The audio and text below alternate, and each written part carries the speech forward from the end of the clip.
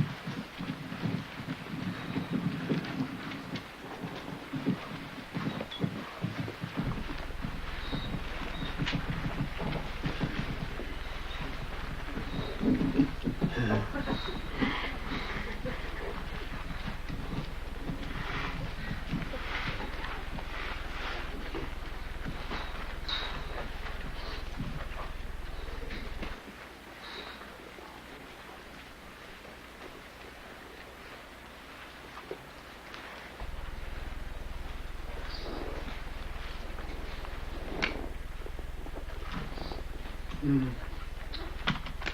I think some of you may have read the book called The Garden, and today is the very day that the hero of the story meets the young girl who turns out to be some kind of angel.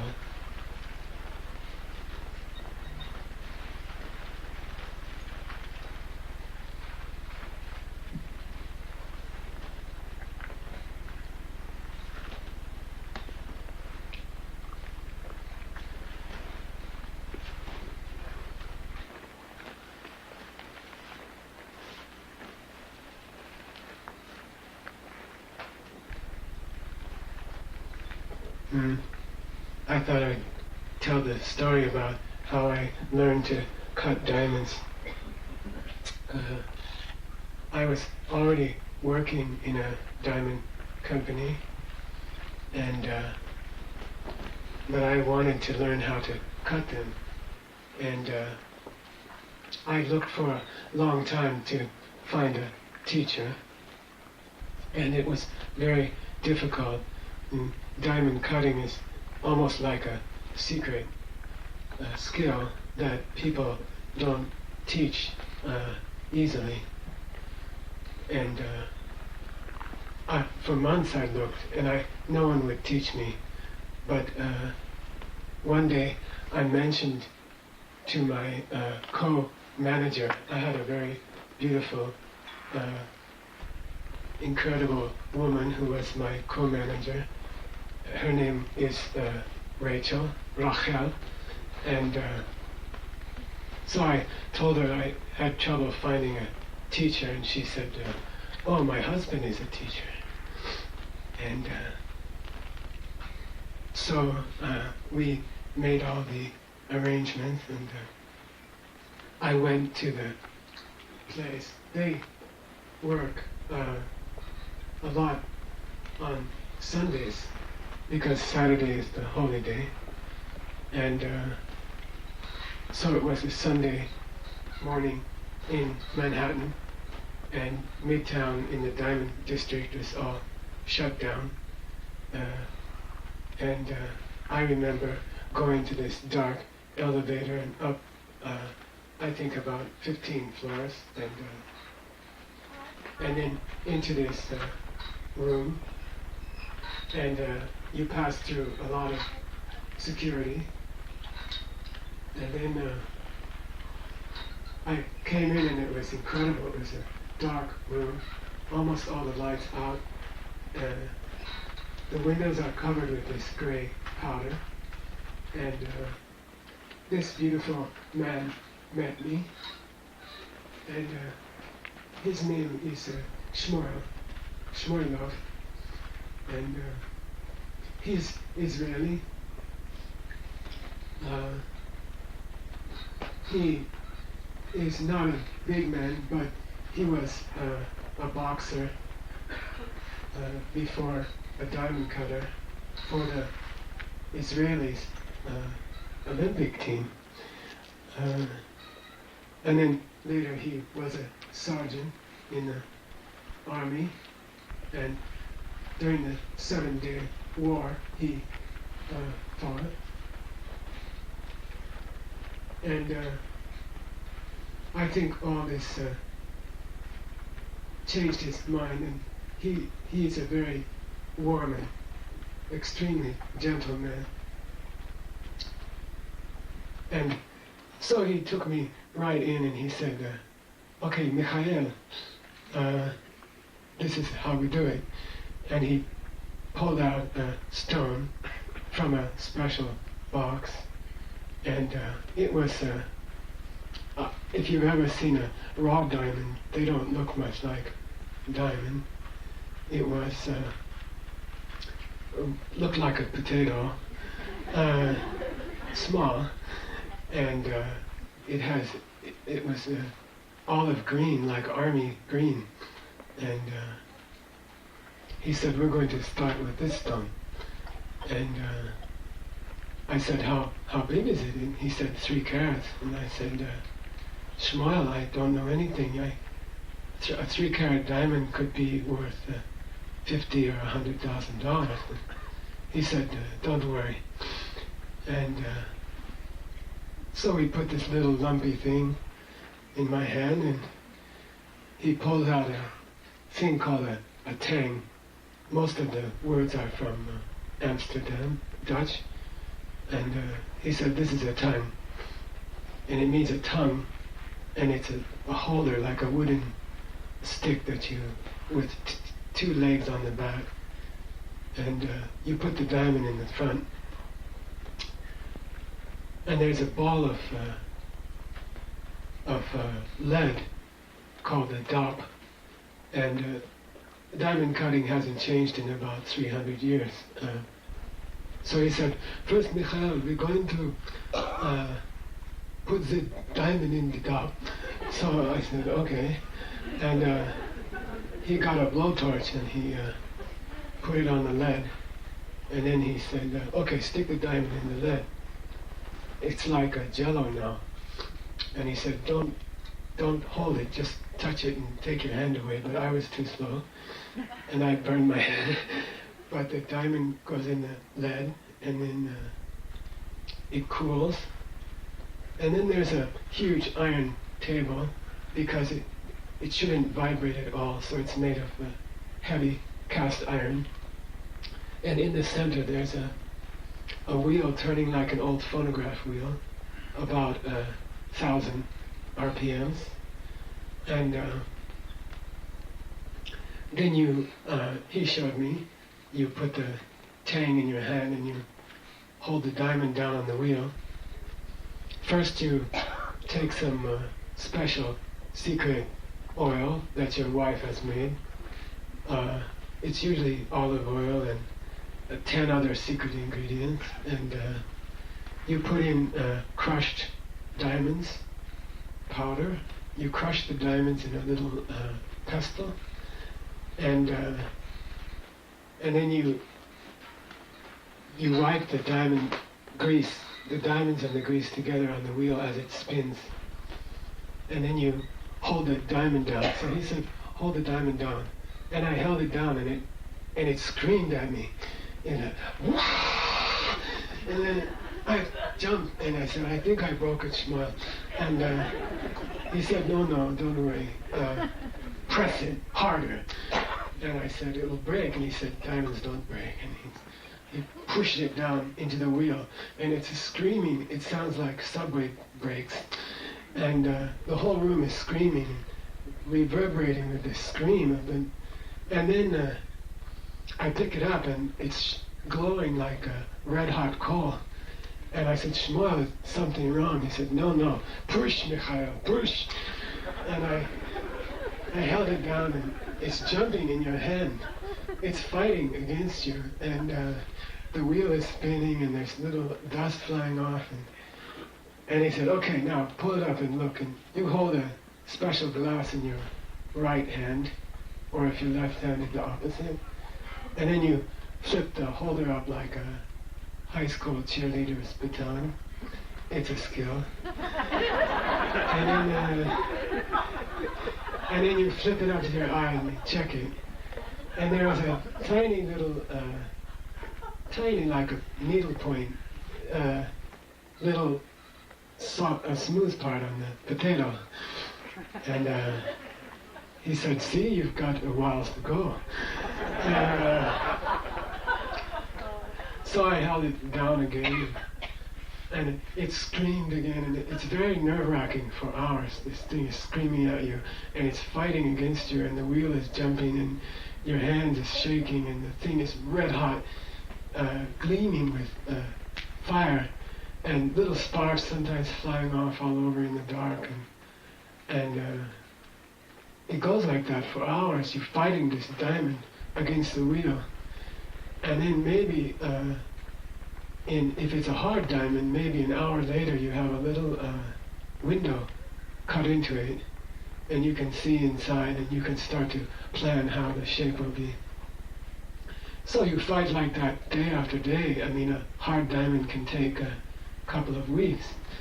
And sometimes if it's really hard, you put a lead weight on the tang and you go to the toilet and have a cigarette or something, and you come back. Sometimes it hit a soft spot and the diamond's gone. But it's fighting, and then finally we got to the end. He taught me day after day. We did it all at night and on Sundays. Maybe a month later I had a pretty nice diamond. He used to check them every half hour or so, and he would bend his head like that and say, "Oh, very good, Mikhail," meaning all the angles are crooked. And then I finished, and it was all dirty and black and burnt. And I said, "Shmuel, it doesn't look much like a diamond." He said, "Oh, come with me," And we went over to the window, and there's a hot plate with a Pyrex beaker on top of it, and it's boiling.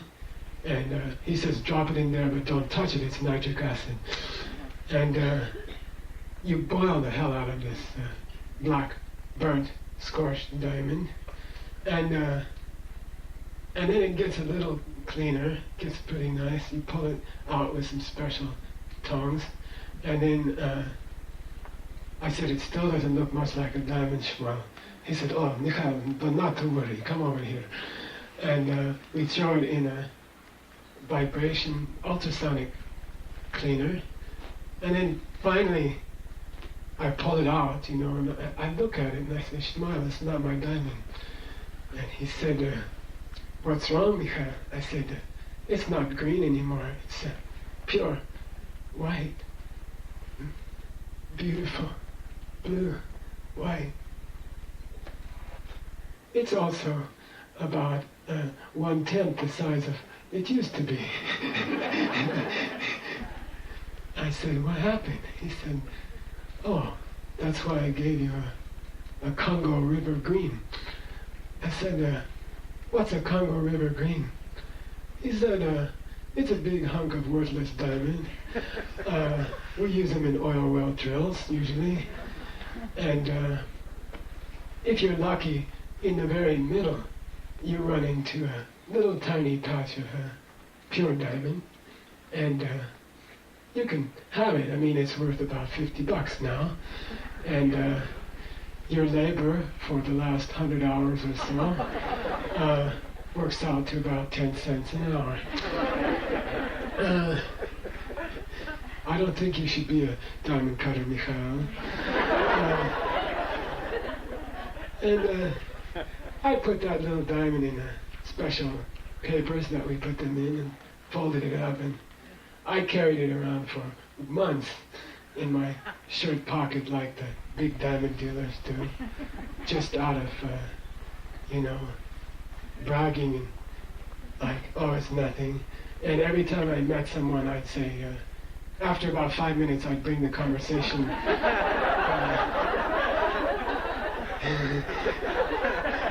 around to my diamond. So, "Oh, I have a diamond right here." And I open up the paper, and it's all greasy now. But that beautiful, perfect little diamond was right there. And later I offered it to Ken.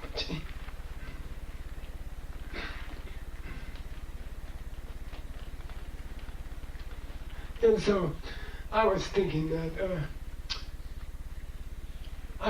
about all the other people in retreat here for the last, it's going on 3 years now. The retreat will continue for 3 years and 3 months, 3 days. And I think if you could ask them, tell me what's the main thing about 3-year retreat. What did you find out? They'd say it's hard. It's really hard. And like that green potato, they walked into this retreat area, innocent, unknowing, and we smashed them and burned them and ground them down and put them in acid and shook them into ultrasonic vibrator, and now we've come down to the beautiful crystal white little diamonds inside of them.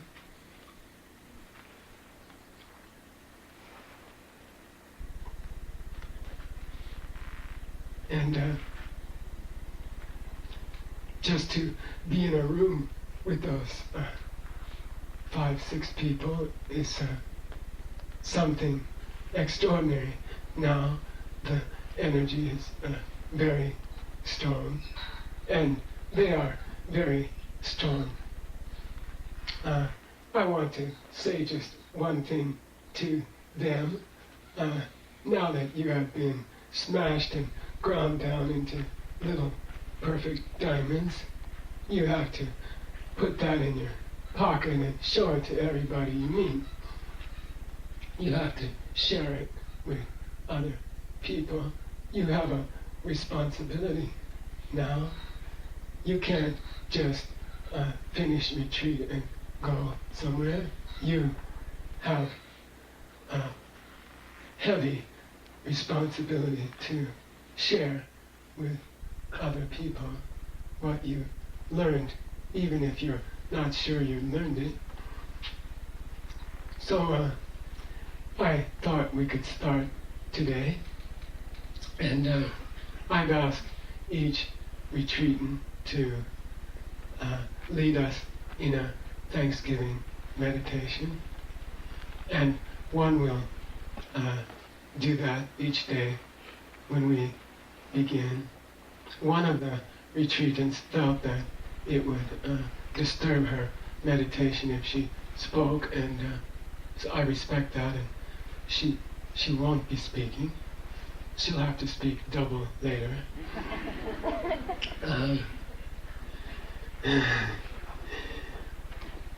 And they haven't really spoken at all except for emergencies, like rattlesnakes and things like that. They'll probably be quite nervous,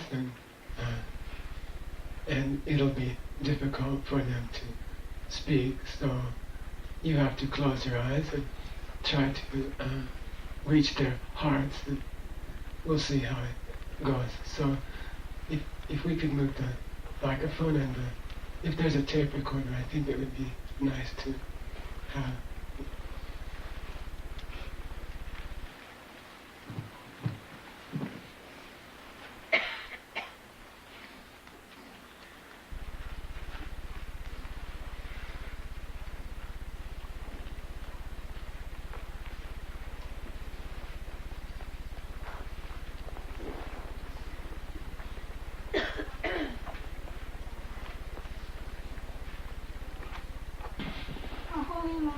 Has requested that I lead you in a rejoicing meditation this afternoon. I started contemplating on the topic of rejoicing, and I'm convinced that it only comes from a blissful state of mind. I decided to get behind the scenes. I'll focus this meditation on rejoicing, on the different states of mind.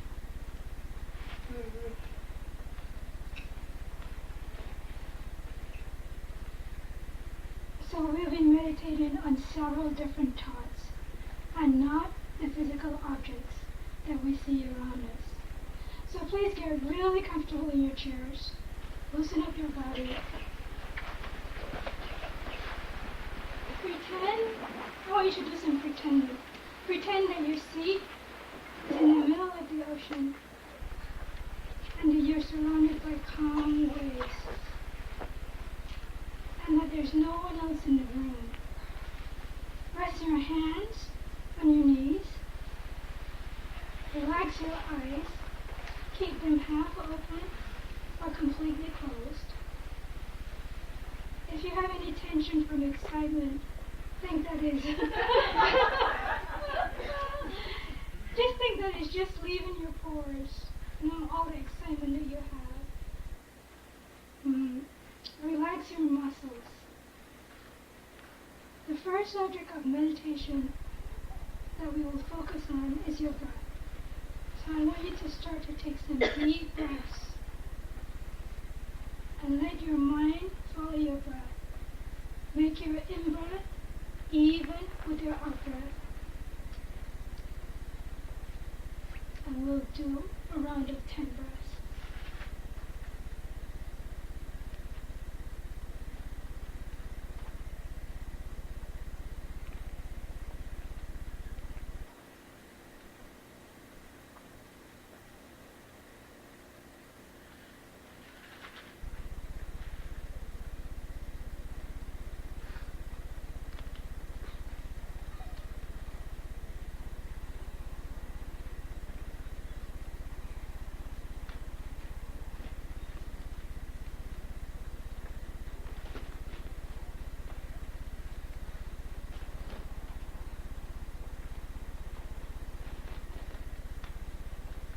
The first state of mind that I want you to meditate on is the state of mind that is happy when others are happy.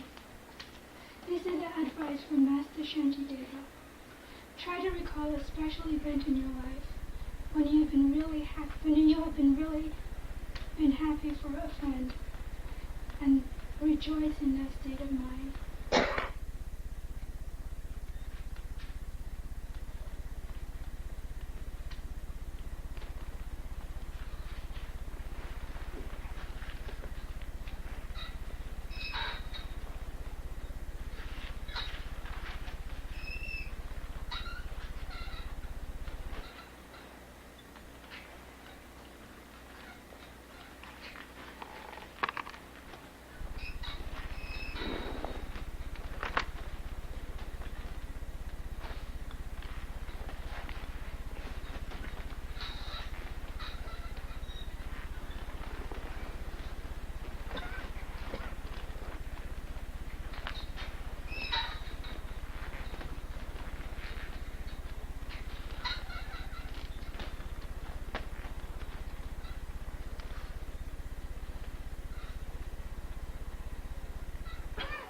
Rejoice in the state of mind that keeps you on the Dharma path to seek enlightenment for the benefit of others.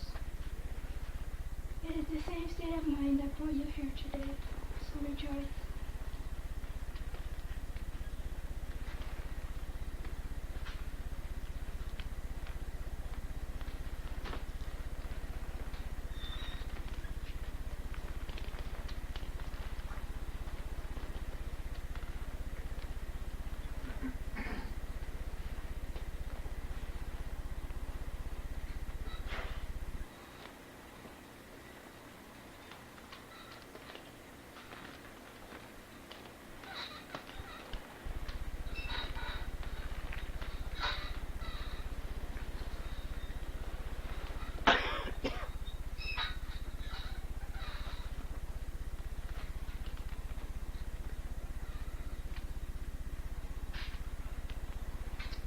Rejoice in the state of mind that has great attitude for your Lama, for these teachings, and all the work that has been done for you to come and find a chair to sit and meditate on. It probably took hundreds of hands and little details to create this space for you. So rejoice in the state of mind that has great gratitude.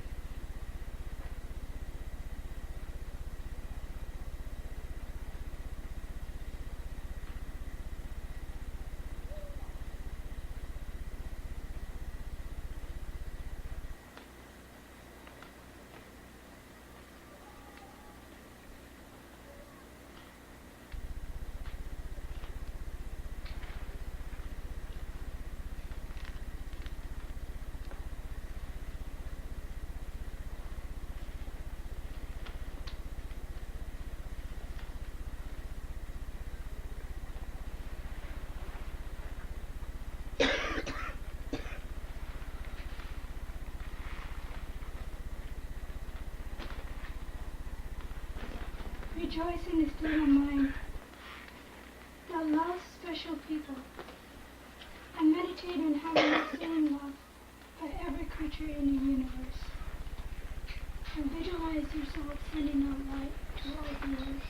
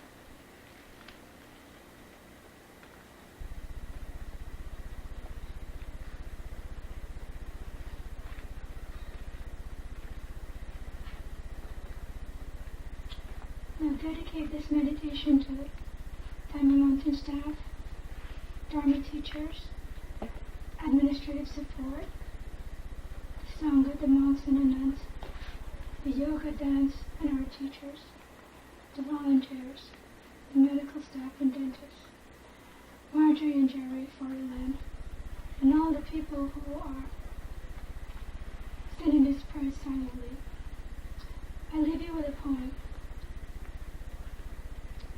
Is it time to think or stay still? Listening to the moments of my breath constructs an empty space in my mind. My hands go to work, and I shape and mangle my veins into a bright yellow sunflower to soothe my soul. I melt the goal of destruction into a nugget. My flesh is burning with a red, smoky passion. I now understand what I have designed and created, a gift of love from a heart of light. Thank you. End of meditation.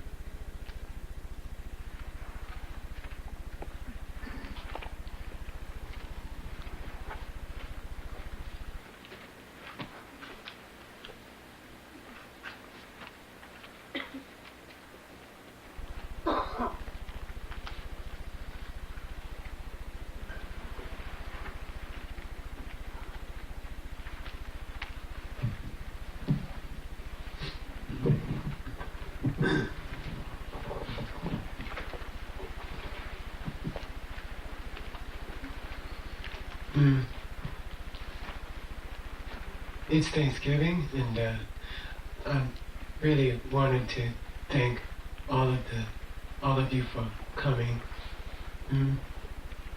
It's a really important time of our year when you all come. We can feel you weeks before, and we start to get excited, and I know it's hard to come so far out of the way, and I know it's your precious time off, and we know that you are missing maybe family and friends to come here, and it's a little hard here. It might get cold. I hope you have brought some layers to put on. The desert drops 30, 40 degrees when the sun goes down. And also wanted to really thank all of the people who worked so hard to prepare these teachings for us. They have many other duties. They have to support themselves. They don't get paid. Usually they end up giving whatever they make to making it possible for the rest of us to be here. And they, aside from helping all the people in retreat 24 hours a day, we dump tons and tons of extra jobs on them. When you're sitting quietly, you get all these great ideas. What you must have by tomorrow. And they have cheerfully and beautifully served us for the whole time perfectly. And they and the director and his wife, I know I've heard rumors they are teaching. I know they're very busy with that. People have been in Ireland teaching recently, some in Singapore, some as far as Sierra Vista. And still on top of all of those tasks, they are serving all of us here. And I think if you meet them, a lot of them are in red suits, not all of them, and all the people who helped them. I think you should try to thank them, especially today on Thanksgiving, and I think also try to offer some help if you can. Ask them if they need anything. They might just need you to go away, but they'll let you know. But I think they could use help too.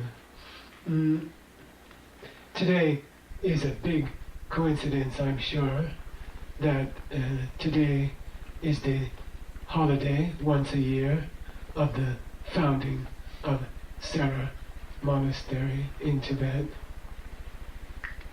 Tomorrow is the great festival of the birth and enlightenment and passing into final nirvana of the teacher of the first Dalai Lama, whose name was Jetsongkhapa.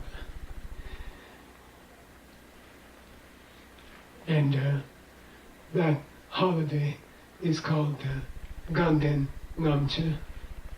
Ganden means the heaven of bliss.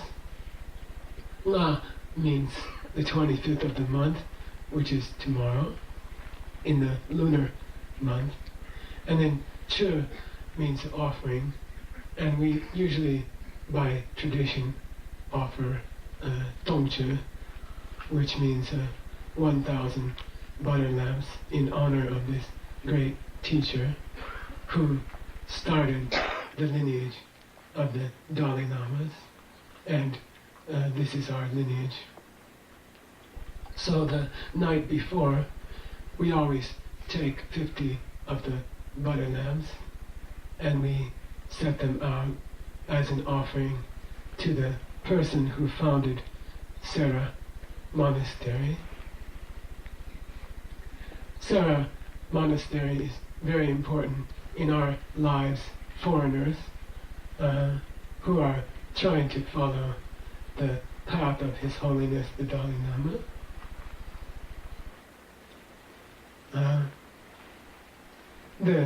Many of the great teachers who have so kindly come to the West to help us crazy foreigners have come from Sera Monastery. We sat down before the teaching to try to make a list of all the great lamas who have helped us from Sera Monastery, and it was about 100 or more. And I thought it would be nice if we could put some of their photographs up around this tent with a little story of the lamas that we know and who have helped us. And then we thought we would put some of the older paintings and drawings of the ancient teachers from Sera also. All of the courses of the ACI, Asian Classics, that you and I have been able to learn from Holy Lamas have come through Sera Monastery. There wouldn't be any of this. There wouldn't be a single word of teachings in the last 20 years or so. There wouldn't be a single person here who had learned to meditate properly and do retreats and study and serve other people if it wasn't for the kindness of especially one Lama from Sera, who is truly the source of all good. And that's of course Genrin Rinpoche.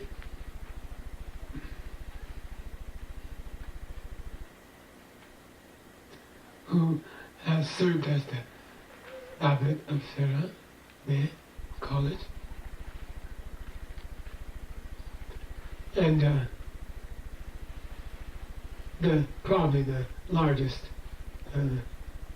group of centers, Dharma centers in the world, is headed by the incredible Lama Sopa Rinpoche, who has brought Dharma to thousands and thousands of people all over the world.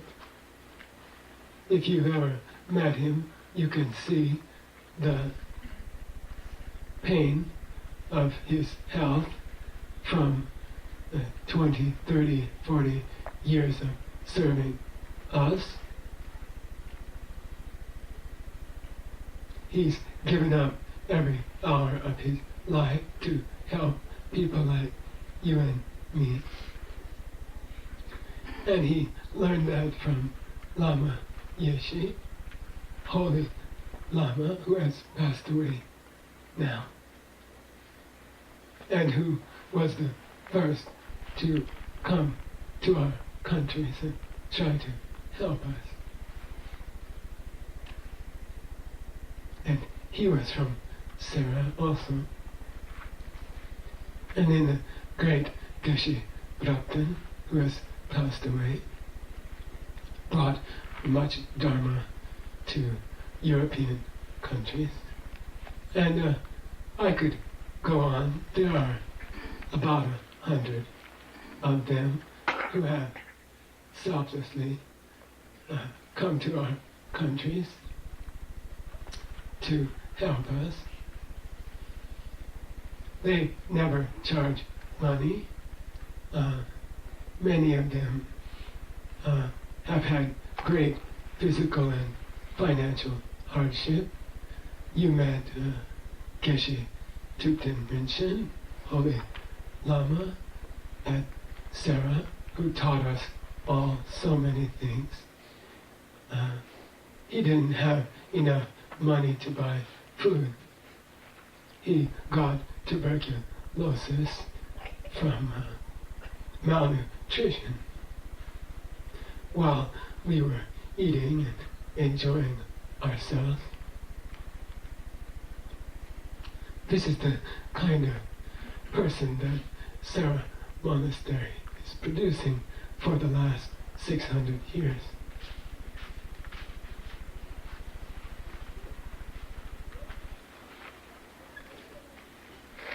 Sarah was founded in 1419. That was the year that Jetsunka passed on. The founder's name is Jamjin Chöje Shakya Yeshi. I don't know a lot about him, but I know that he was a close disciple of Jetsunka. Jetsunka, in his later years, became very famous. The Emperor of China, the most powerful man on the planet in Tibetan person's eyes at that time, sent Jetsunka a message. He says, I wish to honor you. I wish to learn from you. Come to Beijing. And Jetsunka was hanging out in Ganden Monastery with no food, no clothing, no place to stay really. He was sure that he would be honored with great gifts of gold and silver and jewels, and he would be able to teach the Emperor of China. And in those days there was a beautiful relationship between the great land of China and Tibet, and many teachers going back and forth, Chinese teachers teaching Tibetans, Tibetan lamas teaching Chinese, even the emperor and the whole Chinese people honoring the lamas who came. And it was a fat chance for any lama to go and teach the emperor, and Jetsunka called Jamjin Chöje. He said, I'm sort of busy. I gotta teach all these students here. You go. And, to show up at the emperor's court, the most powerful man in the world, with a no from your teacher is sort of difficult. And Jamjin Chöje said, oh, of course, Lama, I'll do what you ask. And he went to Beijing. I believe he was gone for 8 years on the trip. And he taught the emperor, and we know that he must have been a diplomat to survive the court. We also know from paintings of Jetsunka, which we've put up on the walls here, that Jetsunka taught at Sarah in the final year of his life. So Sarah Monastery was opened with the blessing of Jetsunka himself. How did the Lama start the monastery? We have record of how these monasteries started Jetsun and 7 or 8 disciples went out to a place amazingly similar to this desert. They sat down in a little huddle. It was getting dark. Jetsun said, anybody have any food? And they pulled out a few pieces of bread and some yak butter. And then Jetsun said, we're going to start a monastery. How much money we got? And everybody put in all their money. It was $5. He said, okay. And he said, we better eat before we start. And they pulled out the bread and some tsampa, barley flour, and they started to knead the flour into pak, which is a Tibetan snack when you don't have any money. And he said, hold on, we need the butter for something else. And they said, Lama, we don't have much to eat here. He said, it's okay. And he took all the butter and he made some butter lamps, and he made a little altar on a stone. And he offered the butter to the angels in the world. I suppose everyone went to bed hungry, wondering how the hell are we going to build a monastery with $5.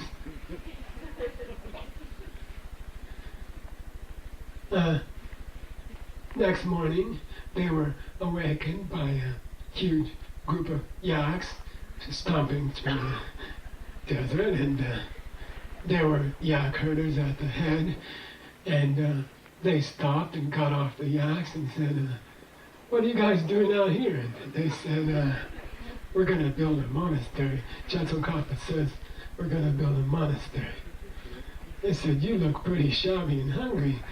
And they said, yep. And they took about 20 yaks and unloaded all the supplies and said, you keep it.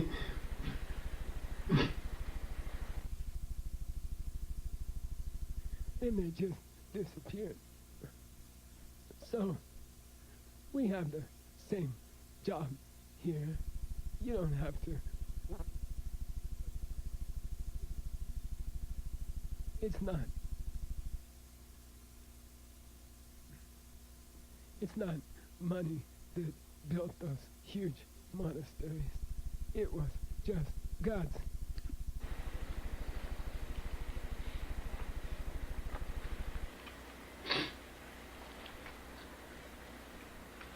I thought we should make a little karma for Diamond Mountain, like those butter lamps. 20 years ago, Holy Lama Ken Rinpoche, who didn't have a nickel, he didn't have anything in his refrigerator. We were told to keep the door closed when students came so they wouldn't see.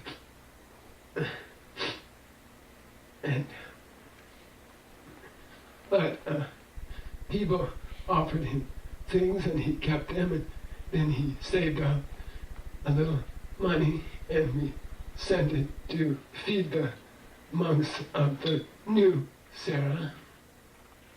There's a new Sera in India, close to Mysore, because the old Sera was bombed into pieces during the invasion of Tibet. All the books were burned. Out of 6,000 monks, only 100 survived.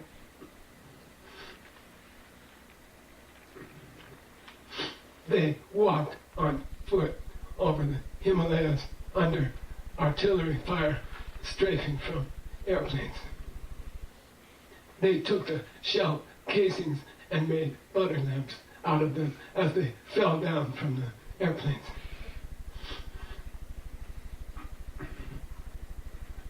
They lived in tents for years in the middle of nowhere, Mysore jungle.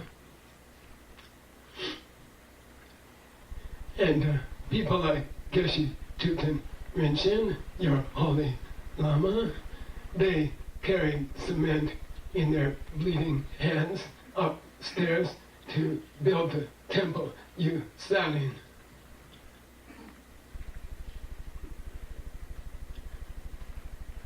And now there are 3,000, 4,000 monks at Sera.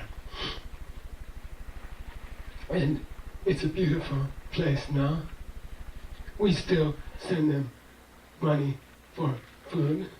They still don't have enough. New refugees escape every year. They come to Sera with nothing. They are taken in freely. They never pay anything. Geshe Losam Tandu Lothar, when I met him, was sleeping with 20 young monks in a single room.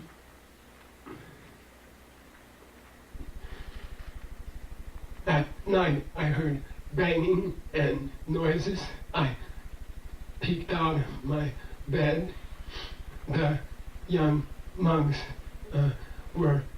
they had long bamboo sticks and they were knocking little pieces of bread out of the rafters to eat something. I said, Geshe Lothar, what's going on? He said, I hide the bread up in the rafters. They're all starving. I need to have some for tomorrow, but the kids knock it off at night and eat it. So they're not that bad now, but still many people catch tuberculosis from lack of food, like Gyalrong Khyentse Rinpoche, Vinaya master who taught you while you were there.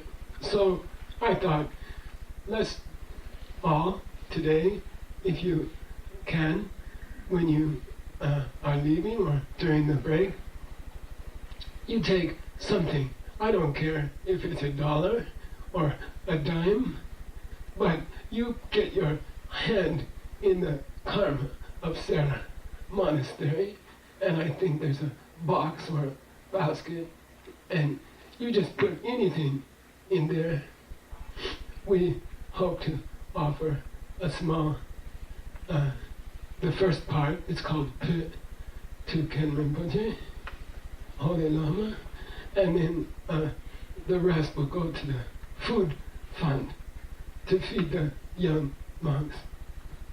And that will be like the butter lamps on that cold night. And then we'll see if any yak herders show up tomorrow. Maybe it will just be some wealthy lady from somewhere. I don't know. But we'll send that karmic bottle out on the ocean.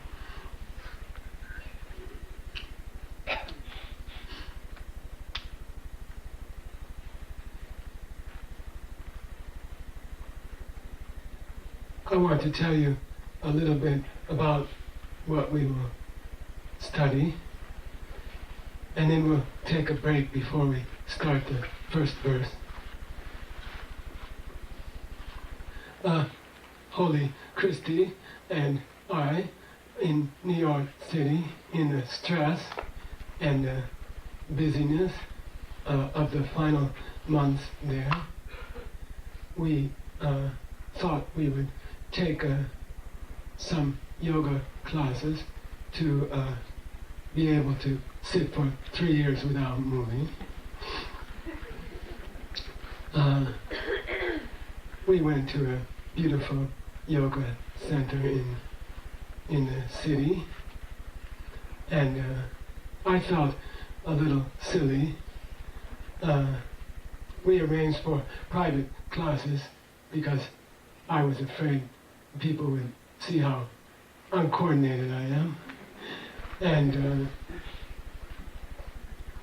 they gracefully agreed, and I also felt a little uncomfortable. There were Hindu gods' statues spread around, and sort of I got a Hare Krishna feeling And I was,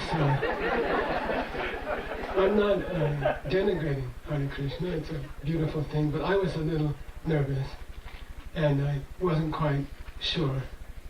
And I remember standing in the entryway and waiting for the teacher, and people are lining up for yoga classes, and it's sort of amazing.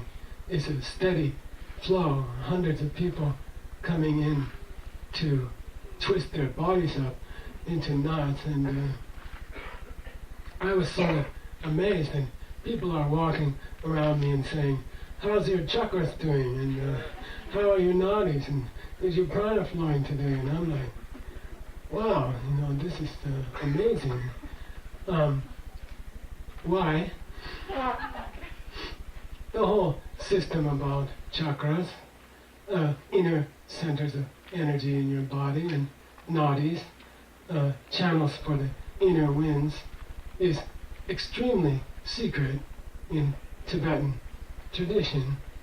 Here, hundreds of, looks to me like kids because I'm getting old, coming in and talking about these things like they were jelly beans.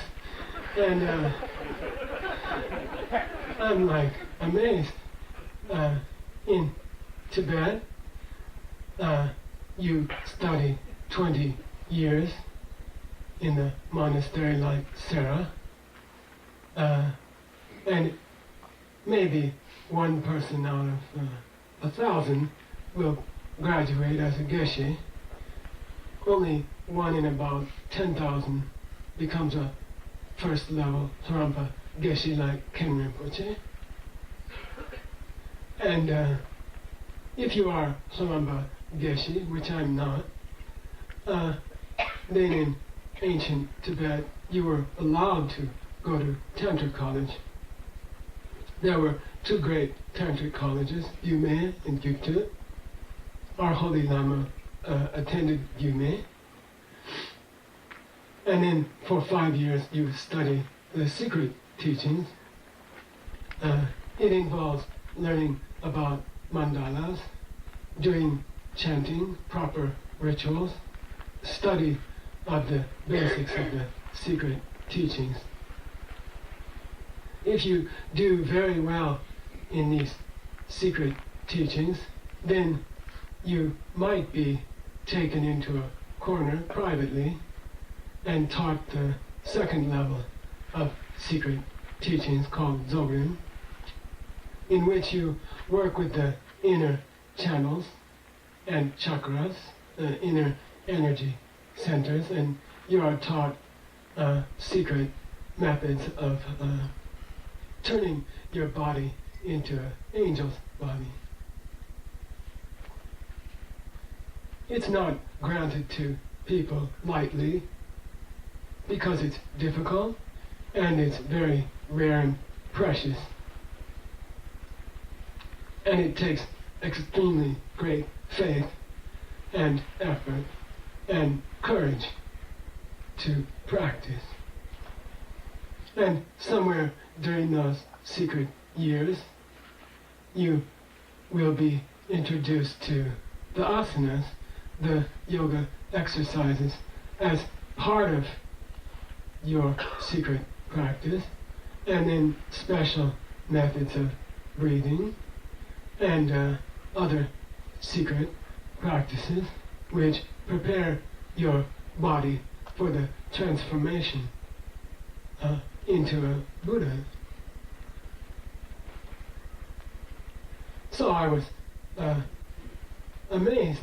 I saw these people flowing in, and everyone already knows all this stuff. And I started some classes. I had very wonderful, kind teachers. One of them is here today, and she has done the chanting for us, and we are very fortunate to have her come. Other teachers have also visited and will be visiting to teach. These people have spent 10, 20, 30 years of their lives. They have learned from great Indian masters. They have been like Jetson Kaba. Nobody cared 20 years ago about these things. They were considered weird or crazy. They couldn't support themselves with yoga. They had to have other jobs. They stuck it out. They made countless trips to India like some of us have done. You know when you step on the plane in New York, you're gonna get sick in India. And they have gone bravely, and they have worked very hard. They represent a true lineage. They have studied with great teachers. We have other yoga teachers here from other lineages, and they have put out the same effort.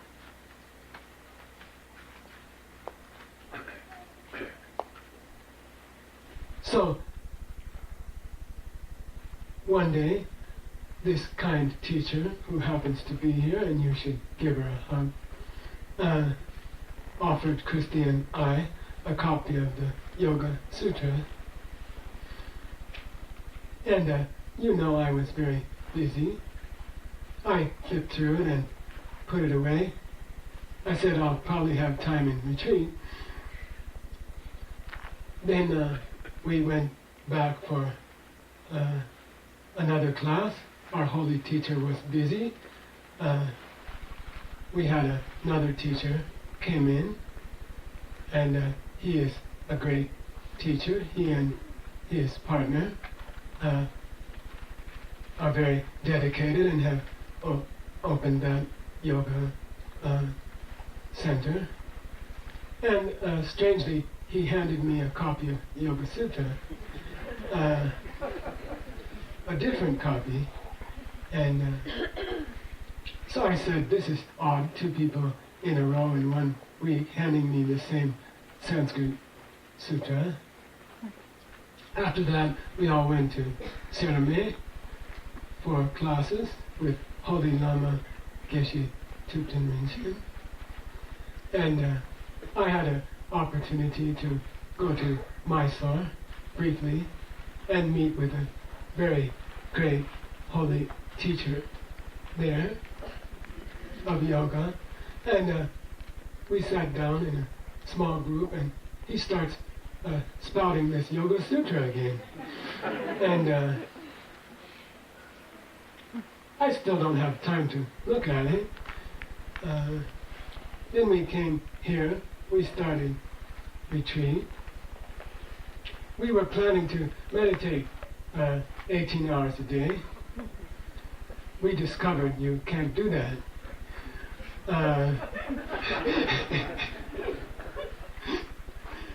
It was very painful discovery. It took months to find out. Some of us went to the edge of crazy. The people here have really earned your hard work. You should know they have, many of us have been sick. Many have had very difficult trials thrown up by the demons. And you should know that all your hard work is being earned. Every retreatant has pushed themselves to the very edge of their health and their sanity, really, and emotionally to the edge of where a person can go. And you should appreciate that your hard work is being earned. They feel deeply your trouble, your effort, your hard work, and I think all of them have therefore pushed themselves to the very edge. It's painful for me to see sometimes.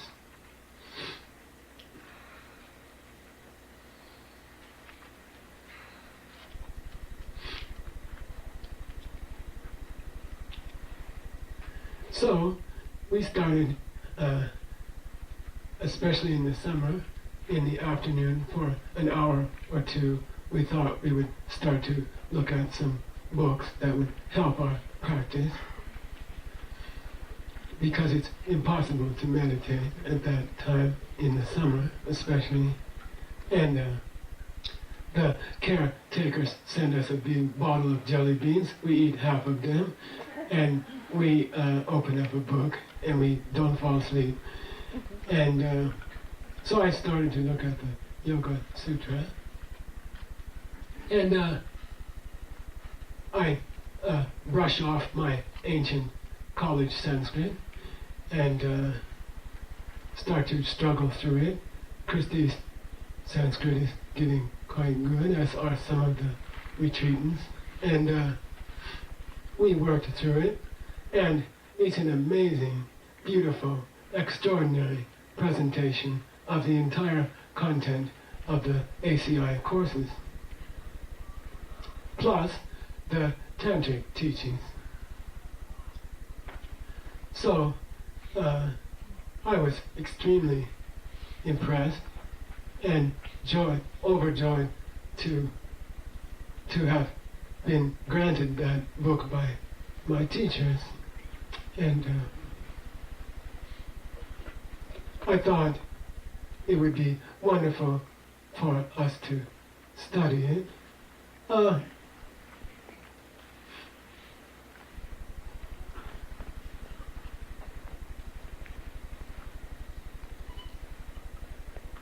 We asked for some extra texts in Sanskrit that we needed. They were gotten from a wonderful man in California who has like a research center for yoga, and by accident, I'm sure, there was a email slipped in that said NBC and Wall Street Journal have discovered that 20 million Americans have suddenly signed up for yoga. 20 million people in this country in the last 12 or 18 months have started to practice what is in our lineage the highest, one of the highest and most secret trainings a person can ever encounter. You can call it some kind of weird coincidence. You can see it as the success of 3 years of hard work. But however you view it, suddenly 20 million American people are experimenting with some of the highest practices of the lineage of the Dalai Lamas.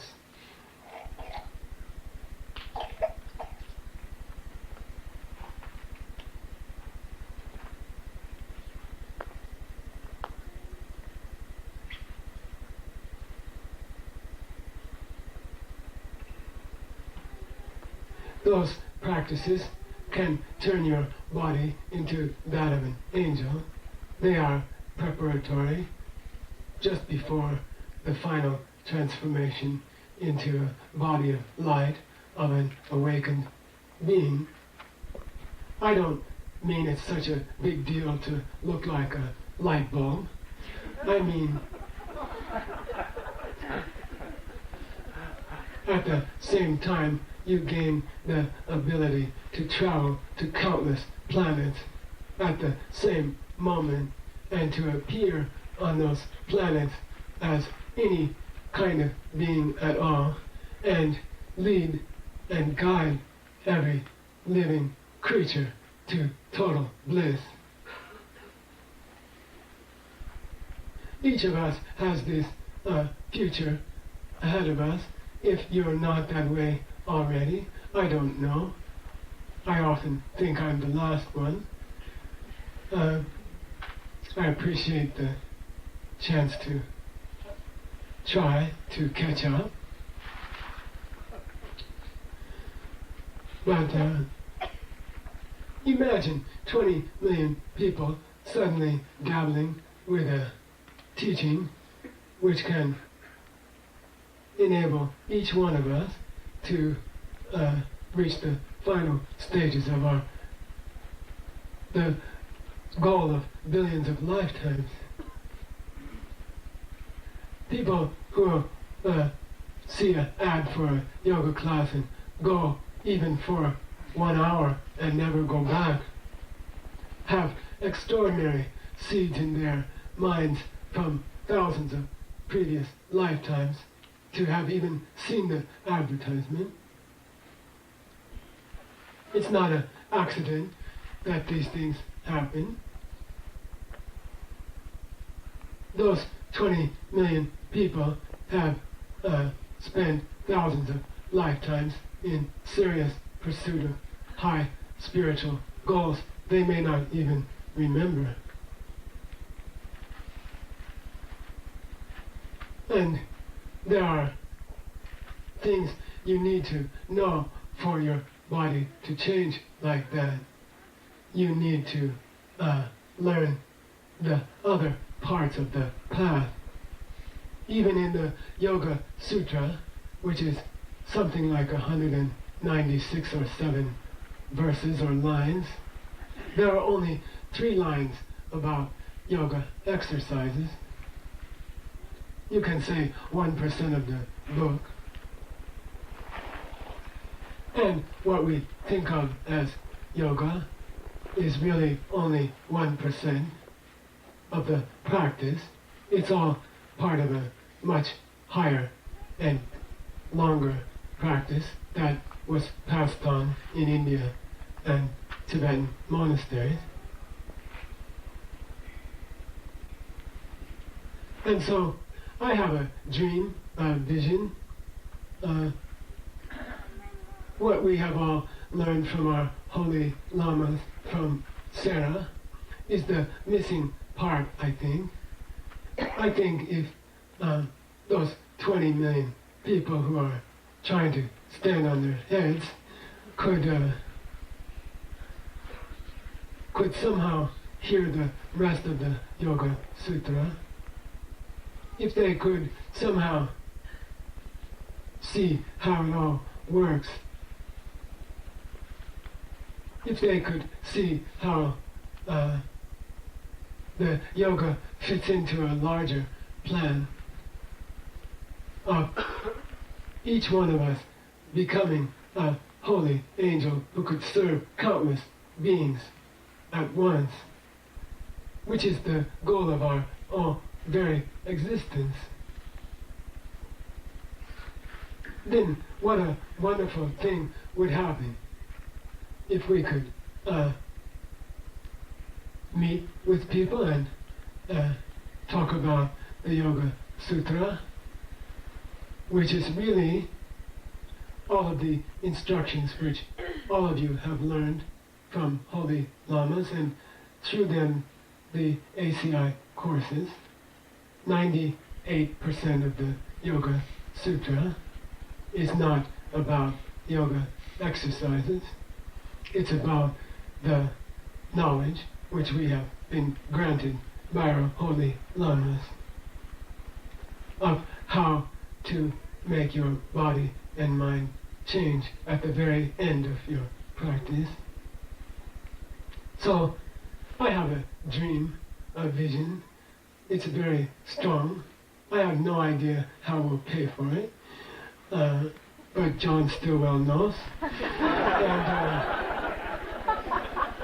Winston knows, and Salim Bai knows, and we're going to get some old cars, and we're going to drive around the United States after retreat, and we're going to go to bookstores and yoga centers and Dharma centers, or anybody who won't kick us out, and talk about the other parts of the teaching that can help people who do yoga, the exercises, not just to be healthy, but to actually escape from all forms of pain and to become a being who can help every single other living creature in the universe at the one moment.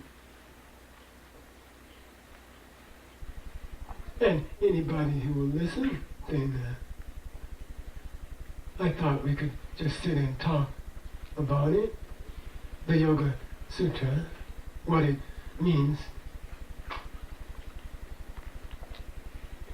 We thought to put out a book about it, like a storybook, based on the Yoga Sutras, and also on other high teachings. And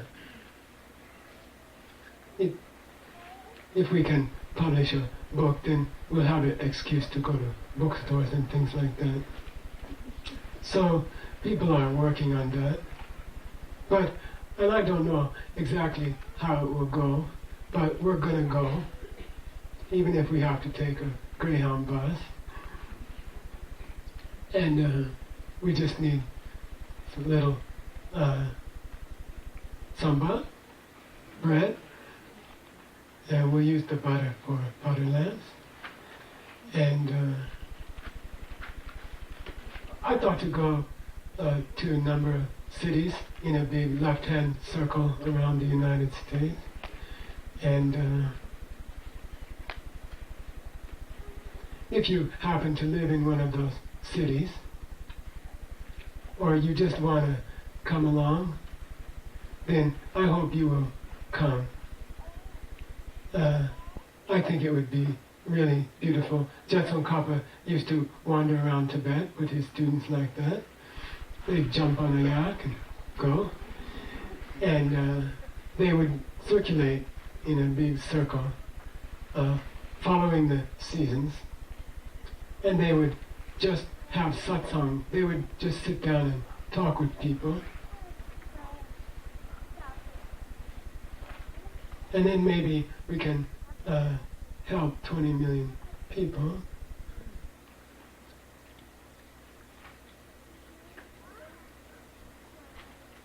And I believe that we will discover something. When you do a long tantric retreat like this one, 3 years, at some point, it's a tradition to leave and go on an angel hunt. It's called Singali practice. The karma of working so hard or serving the retreatants so hard for 3 years or even a year or two, the karma is so powerful that you are able to see some of the angels who are walking among us all the time. And so I dream that maybe we won't so much teach as be taught.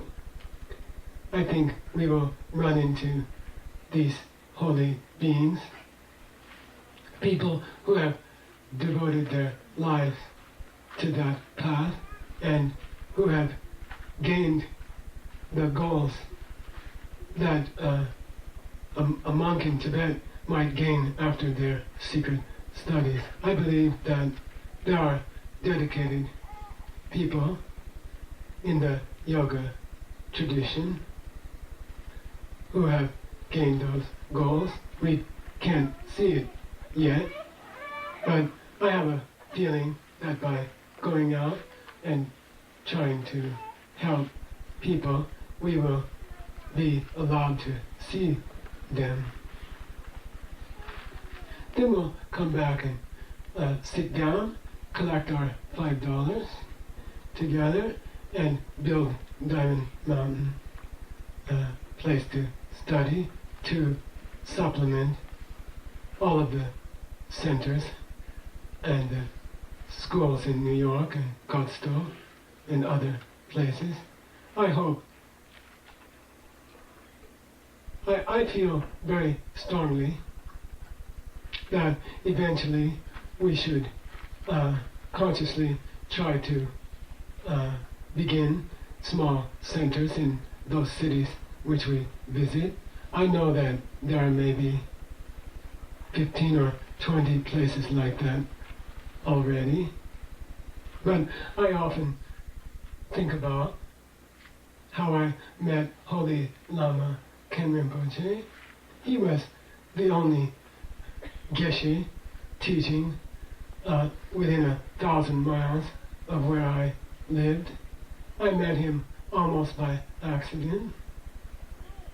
And it frightens me to think that if I die, I might be born again in a place where no one knows these things, no one is teaching these things. There's only television and eating and working yourself until you die. I don't want to come back to a world like that. I think we owe it to our future selves and to our children that there are places to go to learn these holy things.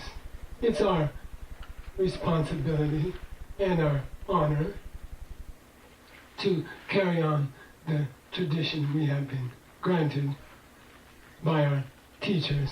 I think we have to work hard now after that tour and create places where people can come to learn both the open teachings of the ACI courses and the higher secret teachings of which yoga is really a part. I'd like to take a break now. There are supposed to be 3 or 4 tankas, religious paintings from Tibet, up on the walls here, and more will be going up each day, I understand. They tell the story of the lamas from Sera, and they also, the small colored ones, tell about the life of Jetsunkarpa. There's supposed to be a special area, maybe Venerable Anne, if she's here, could stand up and point to it, where there are special paintings of Jetsunkarpa, where areas have been marked out. If you get a chance, please look at those tiny areas, what's going on in them. In one, there's 2 weird guys, look like, not to be disrespectful, but they look like Halloween costumes, staring at each other.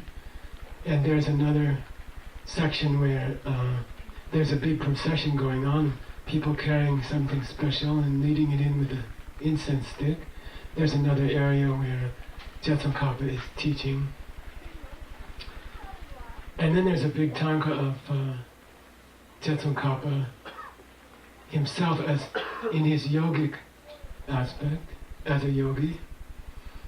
And I think there's one more tanka of Jetsunkarpa getting stabbed in the heart by Manjushri, the Lord of Wisdom, and getting his knowledge. So during the break you might want to look at some of those drawings and paintings. And then afterwards we'll start the Yoga Sutra.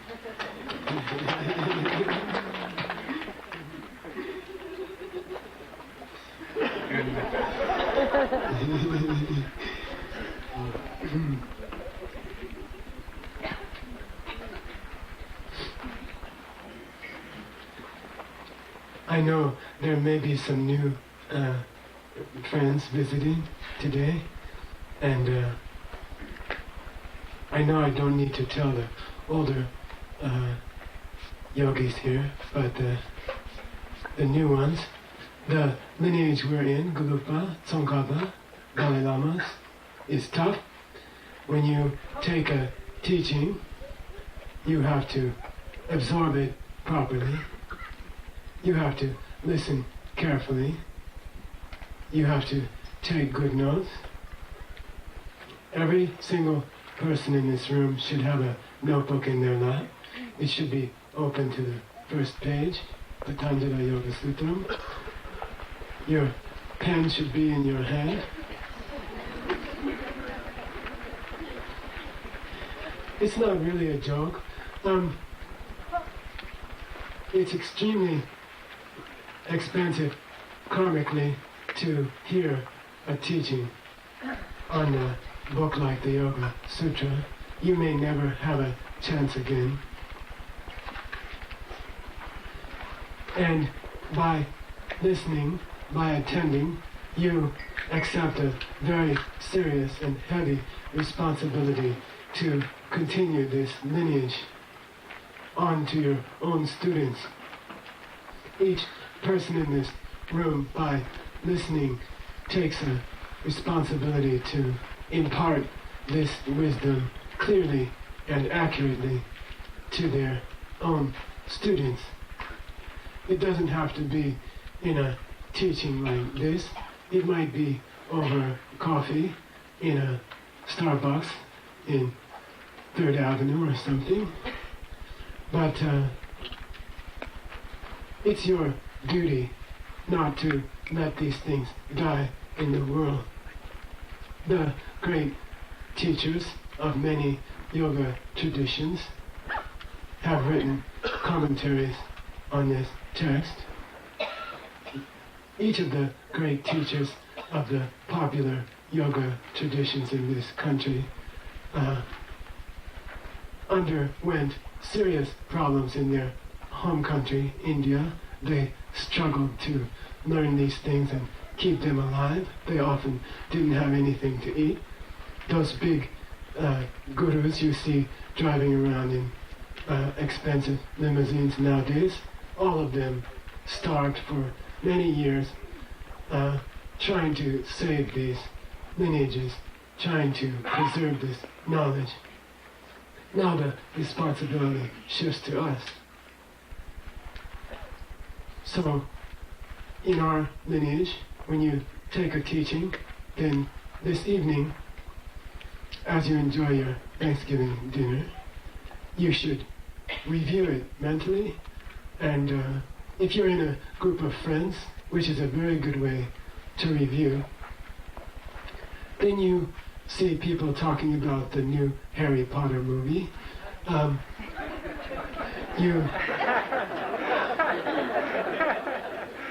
You change the subject subtly. You say, what did you think what he said about that 3rd verse? And you have to review this teaching.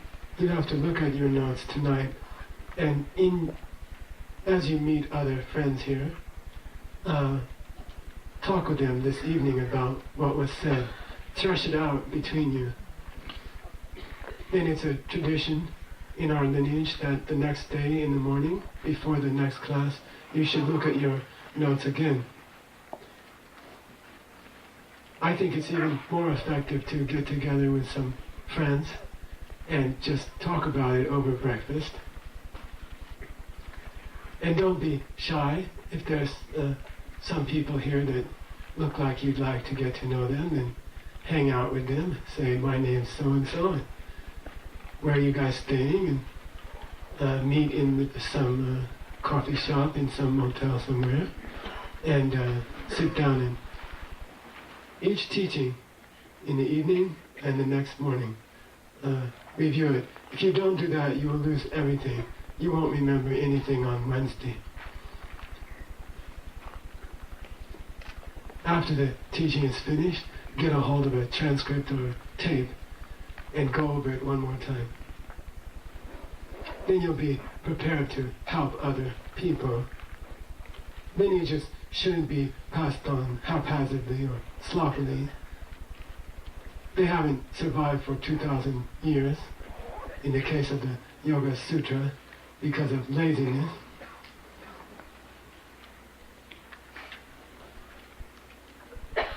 We'll be going very deep on a few of the lines.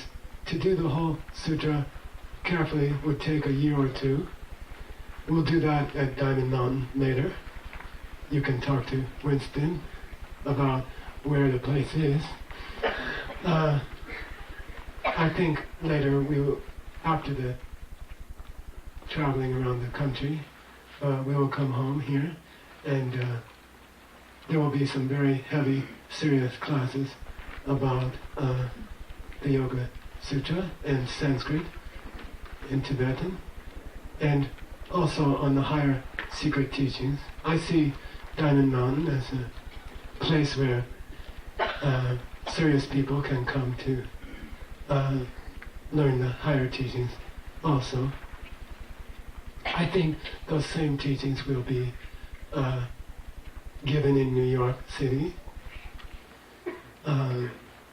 Not in as great depth, but they will be done thoroughly. And they will not be granted to anyone who hasn't finished the 18 courses, ACA courses. So you have your work cut out for you if you wish to hear those higher teachings. We'll go through each verse, and sometimes it's only a piece of a verse. You'll see a short English line on top and a long Sanskrit line below. That means I felt that there was one part of a verse that was especially important for this teaching, short teaching. I've asked to have readers read the English, and also just to read the Sanskrit sounds. You won't make them perfectly, but you'll learn later at Diamond Mountain. Each verse will cover in about 5 or 6 different ways. First we'll talk about the Sanskrit words. I call them keywords. These are words that I think are either very important to know if you're going to talk to those 20 million people. Sometimes it's just a neat word that occurs in our Tibetan lineage a lot, and I thought you'd like to hear about it. So we'll cover the Sanskrit word first, word by word, the meaning of the word. We're going to talk more tomorrow about how Sanskrit plays a role in our lineage, but you should know that both Sanskrit and English ultimately come from an older language which is called Indo-European. So really, Sanskrit is very powerful for us. I think you can even feel it when we chant it today, because English and Sanskrit are actually sister languages. Almost every Sanskrit word can be found in English. So I find it personally helpful to learn the English words that come from the Sanskrit word that we are trying to learn. To me, it's exciting that the language which I grew up with came out of Sanskrit, and I thought you might enjoy hearing what we call cognates, English words that come from the Sanskrit word, and I thought it might help you remember the Sanskrit word better. After that, we'll talk about how the ancient Tibetan translators translated that Sanskrit word. This gives us a very clear idea of its meaning, because the Tibetans, over a 700-year period, translated 5,000 such texts from Sanskrit. They left us with beautiful instructions on what the words really mean. Next we'll talk about the meaning of the words all together in a verse. Then an important step, I think, that I think maybe is sometimes ignored, is to show how the verse fits into the whole Yoga Sutra. There's a flow to the Yoga Sutra which is difficult to recognize if you haven't been trained in many sutras. And I thought it would be helpful to explain how the verse fits into the whole book and the flow of the Yoga Sutra. I also feel that it's useless to read a book if it doesn't have any connection with your real life. And so after that we'll try to talk about why this particular line is important for your own life and your own happiness. The last thing we'll do with each line is to talk about how you can serve other beings with this verse. How can we help people who are in pain or sad? How can we be of service to others with these verses? So each verse will cover from the words up to the service of other beings. I don't know how the time will go. I asked Winston to give me a watch, but I'll probably ignore it. You don't get a chance like this very often. We'll have another break if we need. So I'd like to ask Winston to read the title, and then we'll start.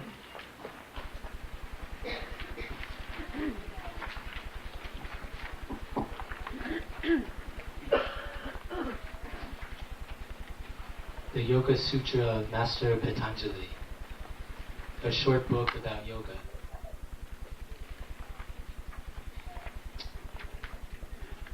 I'll talk about the key words.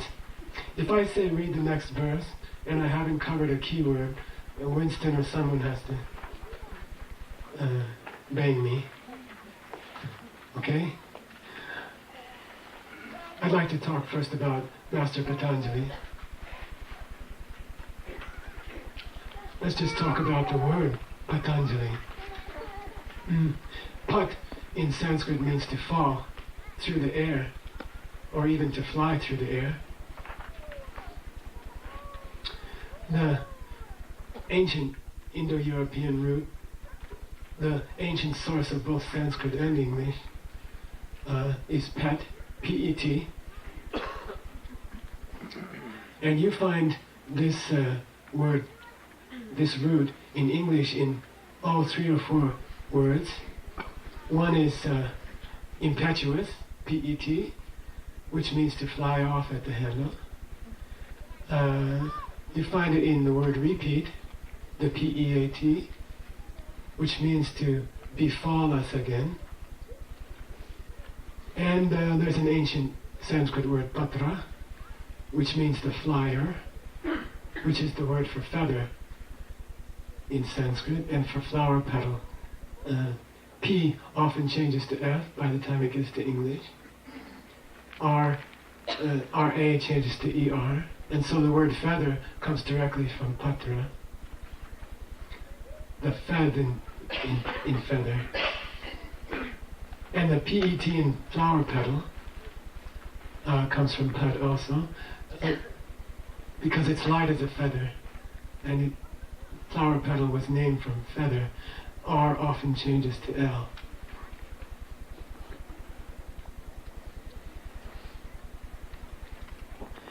Anjali, or Anjala, means sacred water or sacred ointment. It comes from a Sanskrit word Anj, A-N-J, and the ancient root in Indo-European is Ongva, O-N-G-W, and that came into our language in the words unguent, the U-N-G, in the word ointment, the O-I-A, and in the word anoint. All of those words come from that root. So why do you call a great master fell in the ointment?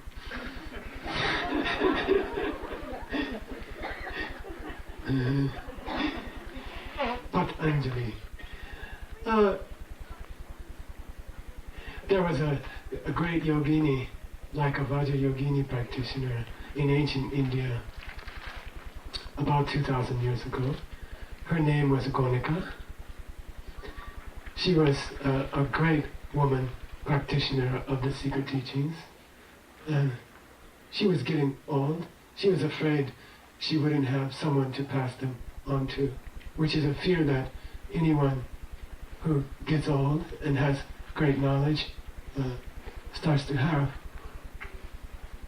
And so she put some holy water in her cupped hands, and she made a prayer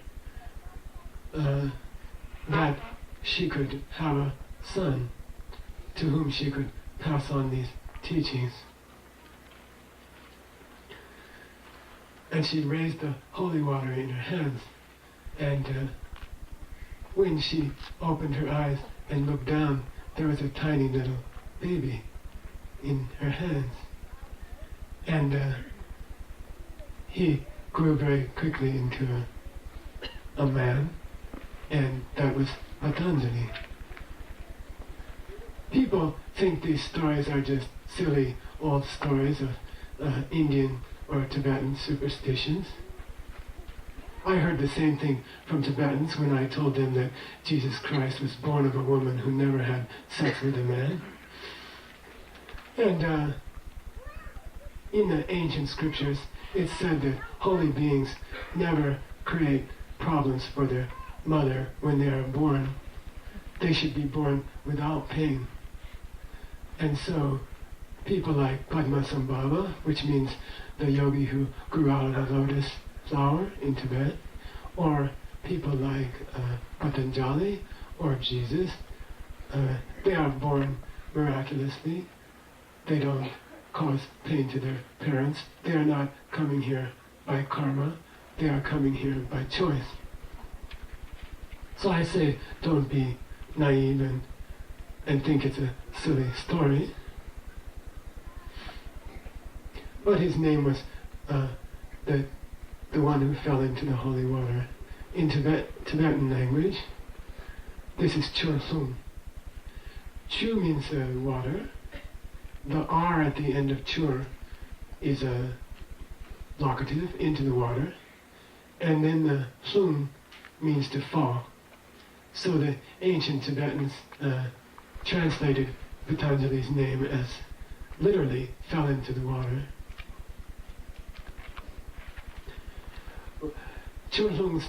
Pandita Chur-sung's name is found in an extraordinary book called the Mahavidpati. This is an ancient dictionary that was used by the great Tibetan translators, like Marpa, Milarepa's teacher. When they translated the holy books from Sanskrit into Tibetan, they used this book called Mahavidpati. It's like a dictionary. We still have this book. It's in the Tengyur, which is our canon, our holy canon of holy books from India. And in there is a list of 38 of the greatest wise men from India, those who followed after the Buddha. As you can guess, Arya Nagarjuna is there. Arya Asanga, from whom we learned the Bodhisattva vows lineage. Arya Vasubandhu, who taught the Abhidharma teachings which you people have studied in the ACI courses. Master Chandra Kirti, who you have also studied in the ACI courses. Master Dharma Kirti, who you have also studied. Guna Prabha, who taught the Vinaya teachings, the monks' teachings on monks' way of life.